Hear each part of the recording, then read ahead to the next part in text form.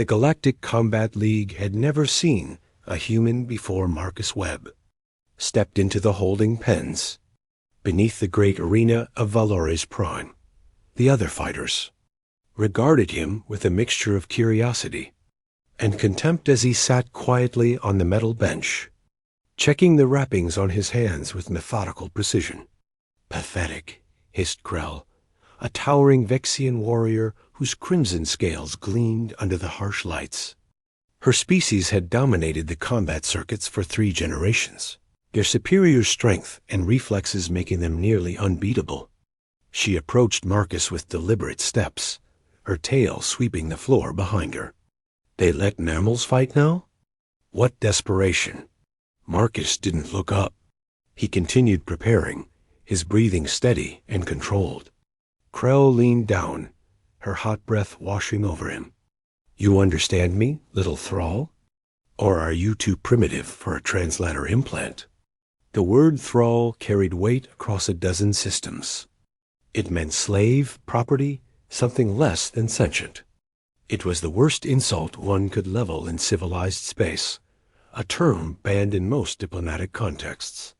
But here in the fighting pens, civility died at the gate. Marcus raised his eyes slowly. They were brown, unremarkable by galactic standards, but there was something in them that made Krell hesitate for just a fraction of a second. "I understand you," he said quietly. Krell threw back her head and laughed, the sound echoing off the stone walls. The other fighters joined in, a chorus of alien voices mocking the audacity of this soft-skinned creature. "Oh, it speaks. Tell me, Thrall, do they even have warriors on your dirtball of a planet? Or did they just grab you from some farm?" She punctuated her question by spitting directly in his face, a thick globule that ran down his cheek. The laughter intensified. Marcus wiped the spittle away with the back of his hand, his expression unchanged. He stood up, and while he was tall for a human, Krell still towered over him by nearly 2 feet. "We have warriors," he said simply. "Then they should have sent one," Krell sneered. She jabbed a clawed finger into his chest. "I will make an example of you, mammal. When they drag your broken body from my arena, your entire species will know their place. Thralls, servants, never equals."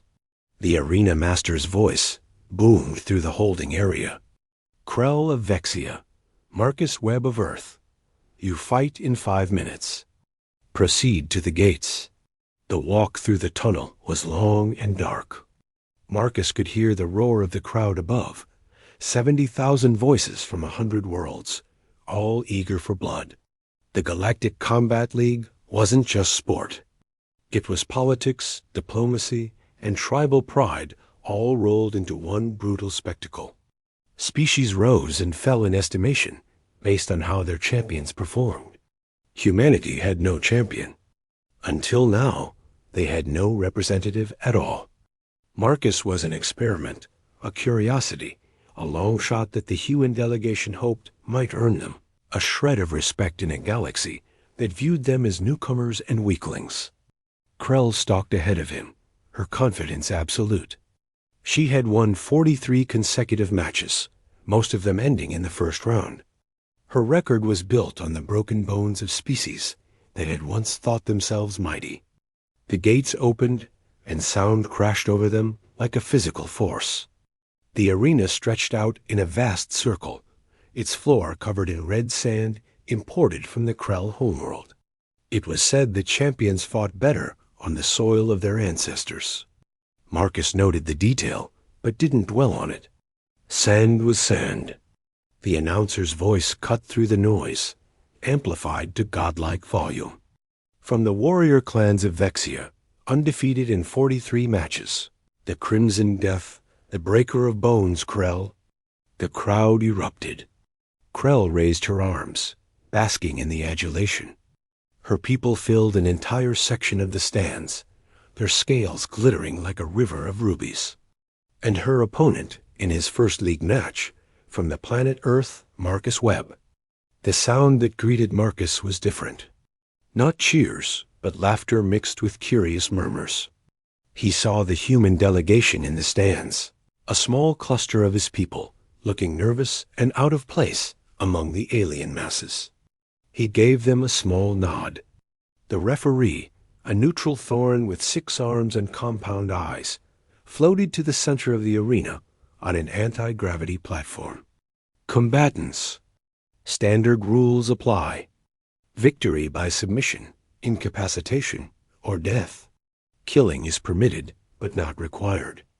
Weapons are forbidden. Do you understand? Both fighters nodded. Then assume your positions. Krell crouched low, her powerful legs coiled like springs. Her claws extended fully, each one capable of rending flesh and bone. She smiled, showing rows of serrated teeth. Marcus stood upright, his hands loose at his sides. He was barefoot, wearing only simple cloth pants. His upper body was unmarked by the ritual scars that many warriors bore. He looked to the untrained eye, completely unprepared. The referee raised one of his 6 arms. The arena fell silent, 70,000 beings holding their breath. The arm dropped. Krell exploded forward with terrifying speed, closing the 20 feet between them in less than a second. Her claws came up in a sweeping strike meant to disembowel, a move that had ended dozens of fights before they truly began. Marcus wasn't there. He had shifted just enough, just precisely, letting her momentum carry her past him. As she went by, his hand snapped out and struck the back of her knee with surgical precision. It wasn't a wild blow or a lucky hit. It was calculated, targeting the exact joint that even Evexian's tough scales didn't fully protect. Krell stumbled, surprise flashing across her face. She recovered quickly, spinning to face him, but something in her stance had changed. The knee didn't bend quite right. She charged again, this time leading with a head strike, intending to use her superior mass to simply bowl him over. Marcus sidestepped again, but this time his elbow came down on her extended arm, hitting the nerve cluster that ran along the outer edge. Her arm went momentarily numb. The crowd was no longer laughing. Krell's expression shifted from contempt to fury. She abandoned technique and threw herself at Marcus with raw aggression, claws slashing, teeth snapping. For 3 seconds, she was a whirlwind of violence. Marcus moved through it like water, each dodge minimal, each step perfectly placed. He was reading her, predicting her movements, based on 1,000 subtle cues that his training had taught him to recognize. Weight distribution, eye movement, the tension in her muscles. Her injured knee slowed her just slightly. Her numb arm made her overcompensate, and in that overcompensation, she left herself open. Marcus's fist drove into her solar plexus with every ounce of force his human body could generate. The blow landed with a sound like a hammer hitting meat.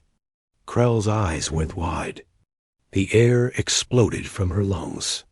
Before she could recover, Marcus's other hand struck her throat, a precise blow that targeted the vulnerable gap between her scale plates. Not hard enough to kill, but hard enough to ensure she couldn't breathe properly. Krell staggered backward, gasping, her body betraying her for the first time in her career. Marcus didn't pursue. He simply waited. She tried to roar, tried to summon the battle cry that had terrified so many opponents. All that came out was a strangled wheeze. Her legs wobbled. The damaged knee gave out completely. Krell fell to one knee in the red sand, her chest heaving as she struggled for air. She looked up at Marcus, confusion and disbelief warring in her reptilian eyes. Marcus stood over her, still silent, still calm. He extended his hand, not in threat, but offering to help her up. The gesture was more devastating than any blow could have been. The referee's voice cut through the stunned silence. 14 seconds. Victory to Marcus Webb of Earth by technical superiority. The arena erupted, but not with the bloodlust that usually accompanied a victory. This was something else. Shock, awe, the sudden realization that the galaxy had underestimated these newcomers. Krell stared at the offered hand, then at Marcus's face. There was no gloating there, no triumph, no revenge for the insults she had delivered. Just a warrior respecting another warrior. She took his hand. He pulled her to her feet with surprising strength for his size. "How?" she rasped, her throat still recovering. Marcus met her eyes. "We've been fighting each other for 10,000 years. Different styles, different methods, all focused on defeating opponents bigger and stronger than ourselves. You were tough, but predictable." He released her hand and turned to leave the arena. As he walked back toward the tunnel, the human delegation was on their feet, screaming themselves hoarse. But Marcus didn't acknowledge them. He had done what he came to do. Behind him, Krell stood in the center of the arena, watching him go. She touched her throat gingerly, then looked down at her knee. She had been beaten by superior skill, not luck or trickery. It was a lesson she had never expected to learn from a mammal. The announcer was babbling about the upset of the century, about the new era this might herald, about the incredible debut of the human fighter. But in the tunnel, away from the noise, Marcus simply began unwrapping his hands. He hadn't said another word to Krell after their brief exchange. Words hadn't been necessary. In 15 seconds, he had answered every question, refuted every insult, and proven that humanity belonged in the galaxy, not as thralls or servants, but as equals. The spittle on his face had long since dried and been wiped away. But the memory of what followed would last much longer.